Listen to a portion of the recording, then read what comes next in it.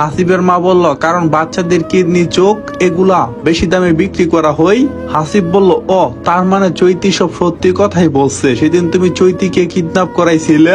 হাসিবের মা বলল, হ্যাঁ। হাসিব এবং হাসিবের মায়ের এমন কথা শুনে চৈতি অনেকটাই রেগে যায়। চৈতি রাগী সুরে বলতে লাগলো, এই তোরা নাটক বন্ধ কর, তোরা দুইজনের নাটক দেখতে দেখতে আমি বোরিং হয়ে গেছি।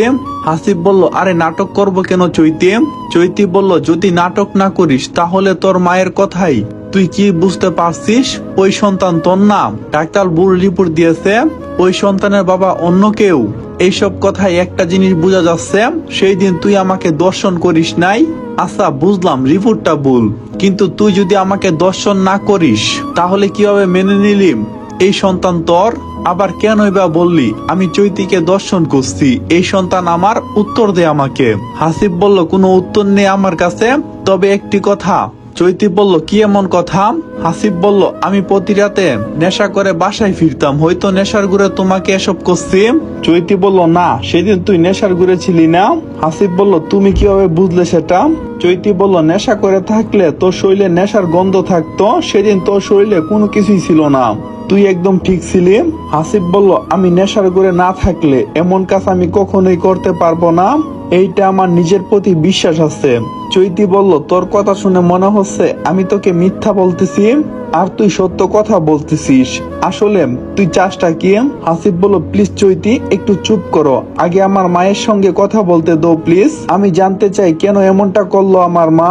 চৈতি বলল, ঠিক আছে জিজ্ঞাসা কর। হাসিব বলল, মা, আমাদের টাকা পয়সার তো অভাব নেই, অনেক টাকা পয়সা, কিন্তু তুমি এমন কাজটা কেন করলা? হাসিবের মা বলল, এসব বলতে পারবো না। হাসিব বলল, না, তোমাকে বলতেই হবে আজকে, সত্যিটা সবাই জানতে হবে, প্লিজ মা সত্যিটা বলো। সন্তানের আকুতি মিনতি শোনার পরে সে রাজি হয়ে গেল আর বলতে শুরু করলো, শোন, তোর বাবা এবং আমি দুইজনে অনেকটাই গরিব ছিলাম, দুই মুঠো ভাত খেতে পারতাম না, অনেক কষ্টে যাচ্ছিল দিনটা। হঠাৎ একদিন তোর বাবা আমাকে জিজ্ঞাসা করলো, জামিলা, এভাবে চললে তো আমাদের কিছুদিন পরে মারা যেতে হবে, আমাদের কিছু করা দরকার, যেভাবে আমরা কোটিপতি হতে পারবো। উত্তরে আমি বললাম, কি করব বলো? তোর বাবা বলল, শুন, আজ থেকে আমি চুরি করব, কারণ চুরি ছাড়া কখনো কোটিপতি হওয়া সম্ভব না। উত্তরে হাসিবের মা বলল, ঠিক আছে। এরপর থেকে তোর বাবা চুরি করতে লাগলো, এতে আমাদের সংসার খুব ভালোই যাচ্ছিল, কিন্তু আমাদের তো শুধুমাত্র ভালো হয়ে চলবে না, আমাদেরকে কোটিপতি হতে হবে। এরপর থেকে শুরু হলো গরিব এবং দুঃখীদের বুকে লাথি মারা, টাকা পয়সা নেওয়া। বেশ কয়েক বছর পরে আমরা অনেক টাকার মালিক হলাম। এরপর তোরা এই পৃথিবীতে আসলি। একদিন রাতে শুয়েছিলাম তোর বাবা এবং আমি, তখন তোর বাবা আমাকে বলল, শুনো, তোমার জন্য একটি কাজ নিয়েছি, কাজটি খুব সহজ। বললাম, কি গো কাজ স্বামী? তখন তোর বাবা বলল, শুনো, আমি কিছু ছোট বাচ্চাদের কিডন্যাপ করব, তুমি সেইগুলোকে হাসপাতালে নিয়ে যাবে এবং ওদের চোখ, কিডনি, রক্ত এগুলো বের করে নিয়ে অন্য দেশে বিক্রি করবে, এগুলো করতে পারলে অনেক টাকা। তোর বাবার এমন কথা শুনে আমি টাকার লোভে পড়ে গেলাম এবং এই কাজ করতে শুরু করলাম। এরপর থেকে এই পর্যন্ত লেগেই আছি। এর মাঝে হঠাৎ তোর বাবাকে কেউ খুন করে, সেই গুণটি চৈতি করছিল, সেইটা আমি আগ থেকেই জানতাম, যার কারণে হাসপাতালে আমি ওকে কিডন্যাপ করাইছিলাম। ভেবেছিলাম ওকে মেরে ফেলবো যাতে আমার স্বামীর মৃত্যুর প্রতিশোধ নিতে পারি, কিন্তু কিভাবে যে ও বেঁচে গেল বুঝতে পারলাম না। তাই ওর সন্তানকে কৌশলে আমার কাছে নিয়ে আসলাম, পরবর্তীতে শেষ করে দিয়েছি আমি এবং আমাদের লোক মিলে। এই হচ্ছে আসল কাহিনী। হাসিবের মায়ের মুখে এমন কথা শুনে উর্মিজাকে দিয়ে হাসিবের বিয়ে হচ্ছিল, সে বলে উঠল, এই বিয়ে আমি করব না, পৃথিবীতে এত খারাপ মানুষ বেঁচে আছে আমি ভাবতেই পারছি না। হাসিব, আমাকে মাফ করে দিও, এই বিয়েটা আর হবে না। জেনে শুনে একটি খারাপ মানুষের ছেলেকে আমি আমার জীবন সঙ্গী বানাতে পারবো না। হাসিব উত্তরে বলল, ছি মা, তুমি এতটা খারাপ, ভাবতেই লজ্জা লাগছে আমার। না জানি কত নিরীহ মানুষের জীবন তোমরা শেষ করছো। তোমরা আমার সন্তানটাকে পৃথিবীতে থাকতে দিলা না, আমার নিষ্পাপ শিশুটিকে মেরে ফেলছো। হাসিবের কথার উত্তরে হাসিবের মা বলল, তোকে বলছি না এই সন্তান তোর নাম, এই সন্তান হলো। হাসিব বলল, থামলে কেন? এই সন্তান কার? কে তার আসল বাবা? হাসিবের মা বলল, জানি না আমি। হাসিব বলল, এত টাকা পয়সা থাকার পরেও তুমি এমন কাজ কেন করো মা? প্লিজ উত্তর দেও। হাসিবের মা বলল, কারণ আছে, সেটা তুই বুঝবি না? আশ্চর্য, আমি কি বাচ্চা যে আমি বুঝবো না? আমাকে খুলে বলো সবকিছু। হাসিবের মা বলল, বললাম না আমি পারবো না। হাসিব বলল, ভালো, খুব ভালো। আর চৈতি, একটি কথা বিশ্বাস করো, আমি নেশার গুড়ে না থাকলে কখনো এমনটা করতে পারতাম না। সত্যি সেদিন আমি নেশার গুড়েই ছিলাম। তখন চৈতি বলল, না, তুমি সেদিন নেশার গুড়ে ছিলে না, আমার স্পষ্ট মনে আছে। তখন হাসিব বলল, তাহলে আমি তোমাকে দর্শন করিনি, হয়তো আমার মতো দেখতে অন্য কেউ। হাসিবের কথায় চৈতি রেগে যায় আর বলতে থাকে, আমি সব পছন্দ করি, কিন্তু নাটক একদম পছন্দ করি না। তোরা যে প্ল্যান করছিস সেইটা আমি ভালো করে বুঝতে পারছি। সত্যি আমি কোনো প্ল্যান করি নাই। ওয়েট কর, একটা জিনিস দেখাচ্ছি। কথাটি বলে চৈতি তার ব্যাগ থেকে একটা জিনিস বের করলো, যা দেখে সবাই অনেকটাই থমকে গেল। ব্যাগ থেকে একটি বাচ্চার লাশ বের করলো। সেটা আর অন্য কারো বাচ্চা না, সেটা হলো চৈতি আর হাসিবের বাচ্চা। চৈতি তাদেরকে উদ্দেশ্য করে বলতে লাগলো, দেখ তোরা আমার সন্তানকে কিভাবে হত্যা করছিস। কথাটি শুনে সবাই বাচ্চাটির দিকে তাকিয়ে দেখে সত্যি তো চোখ কিডনি কোনো কিছু নেই শরীরের। হাসিব বলল, মা তুমি শেষ পর্যন্ত এমনটা করতে পারলে তোমার নাতির সঙ্গে? হাসিবের মা বলল, হ্যাঁ আমি করছি। হাসিব বলল, আমি ভাবতে পারছি না, সত্যি আমি ভাবতে পারছি না যে তুমি আমার মা। কি দোষ ছিল এই নিষ্পাপ শিশুটা? কেন তার সঙ্গে এমনটা করলা বলো আমাকে। এমন সময় হাসিব আবারও চৈতিকে জিজ্ঞাসা করে, চৈতি সত্যি কি আমার মা তোমাকে কিডন্যাপ করছিল? চৈতি বলল, হ্যাঁ। হাসিব বলল, তুমি বাঁচলে কিভাবে, আর কিভাবে বুঝতে পারলে যে আমার মা এমনটা করছিল? তখন চৈতি বলল, আসলে আমি যে পাগল হয়ে ঘুরতেছি, নাটক করতেছি, সেটা আমার বাবা জানে। এই কারণে আমার পিছনে লুক লাগিয়ে দিয়েছিল।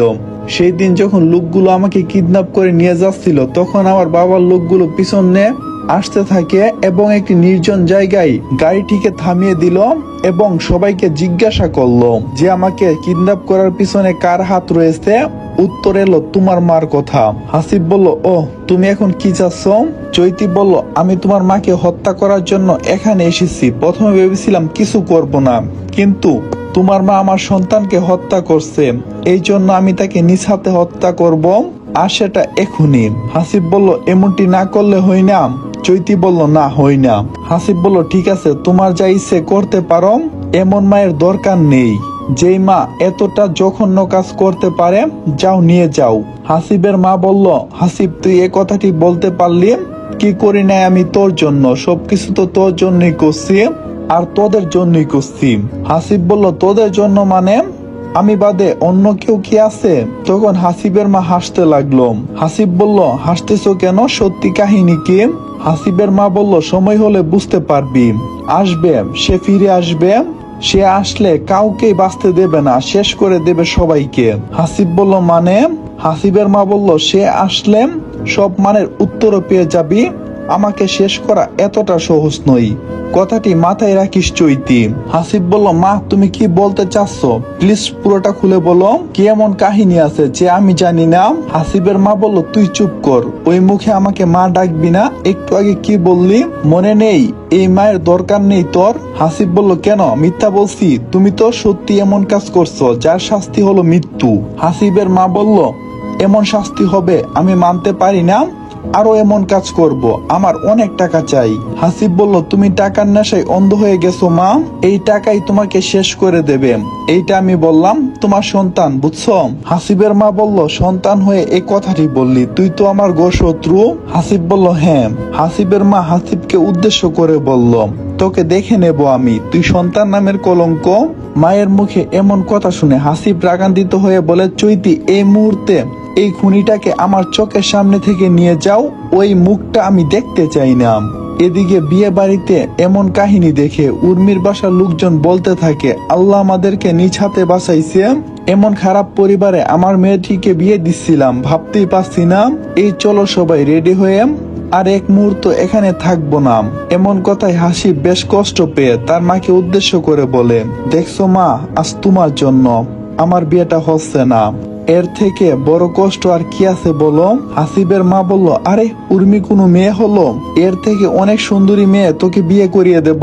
তখন চৈতি রাগান্বিত হয়ে বলতে লাগলো, আগে তো আমার হাত থেকে রক্ষা পা, তারপর না হই চিন্তা ভাবনা করিস। হাসিবের মা বলল, তুই আমাকে কিছুই করতে পারবি না, তার আগে সবকিছুই হয়ে যাবে। মানে এই বলে তিনি হাসতে লাগলো। চৈতি কোনো কিছু বুঝতে পারছে না। তখন উর্মি বলতে লাগলো, চৈতি আপু প্লিজ এই মেন্টালটাকে এখান থেকে নিয়ে যাও, ওর কথা শুনতে ইচ্ছে করতেছে না, পাগল হয়ে গেছে। এরপরে চৈতি তখনই হাসিবের মায়ের চুলের মুঠি ধরে নিয়ে যাচ্ছিল, এমন মুহূর্তে একটি ফোন আসে। ফোনটি রিসিভ করলে ওই পাশ থেকে আওয়াজ আসে, এই তোকে আমি দর্শন করছি, আর এখন তোর পালিত মাকে দর্শন করব, যদি আমার মাকে ছেড়ে না দিস। কথাটি শুনে চৈতির বুকটি যেন কম্পন দিয়ে উঠল, কারণ সেই লোকটি যে কিনা আমার মাকে কিডন্যাপ করছে, আবার আমাকে ধমক দিচ্ছে। চৈতি জিজ্ঞাসা করলো, কে আপনি? ওই পাশ থেকে উত্তর এলো, তোর অসময়ের স্বামী আমি। চৈতি বলল, মানে? ওই পাশ থেকে বললাম, এত বোঝার দরকার নেই, তোকে যা বলছি তাই কর এই মুহূর্তে। চৈতি বলল, সরি। ওই পাশের লোকটা রাগান্বিত হলো আর বলতে থাকে, ঠিক আছে দেখ আমি কি করি। কথাটি বলে ছেলেটা ফোন কেটে দেই। আর এদিকে হাসিবের মা হাসতে থাকে আর বলতে থাকে, আমি বলছি না কিছু করতে পারবি না, আমার সন্তান শেষ করে দিবে তোদের সবাইকে। তখন হাসিব বলতে লাগলো, তার মানে তোমার আরো সন্তান আছে? হাসিবের মা বলল, হ্যাঁ। হাসিব বলল, তোমার আরো সন্তান আছে মানে? কি বলো মা এসব? তখন হাসিব বলল, তার মানে তুমি এতদিন ধরে আমার ভাইকে লুকিয়ে রাখছিলেন? হাসিবের মা বলল, হ্যাঁ। হাসিব বলল, সে দেখতে কেমন, কি করে? তখন হাসিবের মা বলতে লাগলো, সে হলো একজন আন্ডারওয়ার্ল্ডের মাফিয়া, যার নাম শুনলে বয়ে তরতর করে সবাই কাঁপে, বাসা থেকে বের হতে পারে না। যেভাবে কথা বলতেছো মনে হচ্ছে আব্দুল মাফিয়া, যাকে আজ পর্যন্ত কেউ দেখেনি। হাসিবের মা বলতে লাগলো, হ্যাঁ ঠিক ধরছিস, আব্দুল হলো আমার সন্তান, যার কথায় হাজারো সন্ত্রাসী থরথর করে কাঁপে। কথাটি শুনে চৈতির বুকে একটা কম্পন দিয়ে উঠল, কারণ ওই আব্দুল এতটা ভয়ঙ্কর যা বলার মতো না। আজ পর্যন্ত তার শরীরের লোম কেউ ছিঁড়তে পারেনি, ছিঁড়বে তো দূরের কথা, তাকে কেউ দেখতেই পারেনি। এমন সময় চৈতির মনে হয়, আমি তো আব্দুলের বাবাকে হত্যা করছি, তবুও কেন সে প্রতিশোধ নিল না? ও চাইলে তো আমাকে এক মুহূর্তে খুঁজে বের করতে পারতো। হাসিবের মা চৈতিকে উদ্দেশ্য করে বলতে লাগলো, কি মুখটা কেমন জানি বাংলার পাঁচের মতো হয়ে গেল। কিন্তু চৈতি সাহস বুকে নিয়ে বলল, শোনো আমি কাউকে বই পাই না, আর তোর সন্তান তো দূরের কথা, বুঝতে পারছিস? হাসিবের মা বলল, সেটা তুই একটু পরে বুঝতে পারবি। হাসিবের মা বলল, ওয়েট কর, আমার সন্তানকে ডাক দিয়ে নিয়ে আসছি এখানে। কথাটি বলে চৈতি সেই নাম্বারে ফোন দেই। ফোন রিসিভ করতে বলতে থাকে, শোনো আব্দুল, যদি তোমার মাকে জীবিত পেতে চাও তাহলে এই বাসায় আসো, না হলে এখনই গুলি করে সবগুলাকে এখানে মেরে দেব। আব্দুল বলল, তুই শেষ করবি সব, আর আমি কি বসে থাকবো? আমি জানতাম তুই ফোন দিবি। আমার মা এবং ভাইকে ছাড়, আমি তোর মাকে ছেড়ে দেব। তখন চৈতি বলল, উনি আমার নিজের মা না, মারা গেল আমার কোনো কিছু আসে যায় না, কিন্তু যদি তুই না আসিস তাহলে তোর ভাই আর তোর মা দুইজন আমার হাতে শেষ হয়ে যাবে, এটা নিশ্চিত। আব্দুল বলল, তুই জানিস কার সাথে পাঙ্গা নিচ্ছিস? চৈতি বলল, ভালো করে জানি, তোর বাবা একটা খুনি ছিল আর তুই তার সন্তান। তখন আব্দুল অনেকটাই রেগে যায় আর বলতে থাকে, তুই তো আমার সম্পর্কে অনেক কিছুই জানিস, তাহলে ওয়েট কর, আমি আসতেছি। চৈতি বলল, হে আয়, তাড়াতাড়ি আয়। কথাটি বলে চৈতি ফোনটা কেটে দেই, আব্দুলের জন্য অপেক্ষা করতে থাকে। প্রায় 20 মিনিট পরে আব্দুল চৈতির মাকে নিয়ে আসে আর একটি মাস্ক পরে সেখানে উপস্থিত হই, যাকে কেউ চিনতেই না পারে। আব্দুলকে দেখে চৈতি বলে, তাহলে আসলি, মাস্কটা খুল, তোর মুখটা আমি দেখতে চাই। তখন ওই লোকটা বলল, আব্দুলকে দেখা এতটা সহজ নয়, আমার ভাই আমার মাকে ছেড়ে দে, বিনিময়ে তোর পালিত মাকে পাবি। চৈতি তখন হাসতে থাকে আর বলতে থাকে, তুই কি ভাবছিস তুই চালাক, সবাই বোকা? আব্দুল বলল, মানে? চৈতি বলল, আরে তোকে আনার জন্যই তো আমার এই প্ল্যান, সেটা তুই বুঝতে পারিসনি? আব্দুল বলল, কি? চৈতি বলল, হ্যাঁ। কথাটি শেষ হতে না হতেই একদল পুলিশ সেখানে প্রবেশ করে, সেখানে ঢুকে আব্দুলকে গান পয়েন্টে নিয়ে নেই। আব্দুল বলল, তুই কাজটা ঠিক করলি না, এর জন্য তোকে পস্তাতে হবে। চৈতি বলল, দেখা যাবে কি করতে পারিস। এরপরে পুলিশের লোকেরা যখনই আব্দুলের মুখের উপর থেকে মাস্কটি সরিয়ে ফেলে, মাস্কটি সরাতেই সবাই বেশ আশ্চর্য হয়ে যায়, ছেলেটিকে অবিকল দেখতে হাসিবের মতো। এইটাকে দেখে হাসিব জিজ্ঞাসা করল, আরে এই ছেলে তো পুরো আমার মতো দেখতে, কি তার পরিচয়? তখন আব্দুল হাসতে থাকে আর বলে, আমি কে সেটা তোমার মাকে জিজ্ঞাসা করো, উত্তর পেয়ে যাবে। হাসিব তার মাকে জিজ্ঞাসা করলো, মা ছেলেটিকে আমার মতো দেখতে কেন? হাসিবের মা বলল, ও হলো তো যমজ ভাই আব্দুল। জন্মের পর থেকে অন্য জায়গায় ওকে রেখেছিলাম শুধু সন্ত্রাসী বানানোর জন্য। হাসিব বলল, কি? হাসিবের মা বলল, হ্যাঁ। হাসিব বলল, তাহলে কেন আমাকে বলুনি যে আমার একটা ভাই আছে? হাসিবের মা বলল, এর অনেক কারণ আছে, সবকিছু পরবর্তীতে খুলে বলবো, চিন্তা করিস না বাবা মার। এদের কথা শুনে চৈতি বলে উঠলো, শুন, সব কথা জেলে গিয়ে বলিস। এখন সুন্দর করে পুলিশের সাথে হাজতে যা। আব্দুল বলল, আব্দুলকে ধরা এতটা সহজ নাম যতটা সহজ ভাবছিস। চৈতি বলল, ফান্দে পড়লে সবাই এমন কথাই বলে, যদি সাহস থাকে আমাদের হাত থেকে পালিয়ে দেখাও, তাহলে বুঝতে পারবো যে তোমার দম আছে। শোনো, এই আব্দুলকে আজ পর্যন্ত কেউ থামিয়ে রাখতে পারেনি, আর তোরা তো সামান্য। হাসিব বলল, এই তোমরা চুপ করো, আমার কথার উত্তর চাই প্লিজ। আব্দুল বলল, কি জানতে চাস বল। হাসিব বলল, তুমি কি চৈতিকে দর্শন করছিলে সেই রাতে? আব্দুল বলল, হ্যাঁ আমি করছিলাম। আর দোষ হয়েছে তোর, তাই তো? হাসিব বলল, অবশ্যই, কিন্তু তুমি সেই কাজটি করো নাই। আব্দুল বলল, কোনটা ঠিক কোনটা ভুল সেটা পরে বুঝতে পারবি। তখন আব্দুল যা বলল, আব্দুলের কথায় অনেকেই চমকে উঠে। আব্দুলের মনে হচ্ছে যে তাকে কেউ ধরেনি। সে বলতে লাগলো, তুই আমার সাথে চল, আমাদের বাসায় যাবি। মানে? হাসিবের কথার উত্তরে আব্দুল আবারও বলল, যেখানে তুই কখনো যাসনি। তখন চৈতি হাসতে থাকে আর বলে, তোমাকে পুলিশ ধরে নিয়ে যাবে, আর তুমি কিনা বলতেছো বাসায় যাবে। আব্দুল বলল, এই পুলিশ আমার কিছুই করতে পারবে না, চল আমার সঙ্গে। আব্দুলের কথা শোনা মাত্রই চৈতি বলে উঠল, হাবিলদার, এই যদি একটু নড়াচড়া করে তাহলে এখানে গুলি করে শেষ করে দেবেন। হাবিলদার বলল, ইয়েস ম্যাডাম। এখানে হাবিলদার চৈতিকে ম্যাডাম বলল কেন তা আপনারা একটু পরেই জানতে পারবেন। আব্দুল বলল, শোনো চৈতি, এই পুলিশ কিছুই করতে পারবে না আমার। তখন একদল পুলিশ বলল, তুই কে সেটা আমরা ভালো করেই জানি। আব্দুল বলল, তাহলে আমার সম্পর্কে তুই জানিস? খুশি হলাম আমার সম্পর্কে জানিস এটা ভেবে। উপস্থিত থাকা সকলের মাথার তাজ যেন ছিঁড়ে যাচ্ছে, ওদের কথা এতটা এলোমেলো। তাদের কথোপকথনের সময় উর্মি বলে উঠল, তোমাদের কাহিনীটা কি একটু খুলে বলবা প্লিজ, আমার খুব জানার ইচ্ছে করছে। তখন আব্দুল বলল, তোমরা যে মেয়েটাকে মাফিয়া ডন ভাবতেছো তার আসল পরিচয় কি তোমরা জানো? তখন উর্মি বলল, কে, চৈতির? আব্দুল বলল, হ্যাঁ।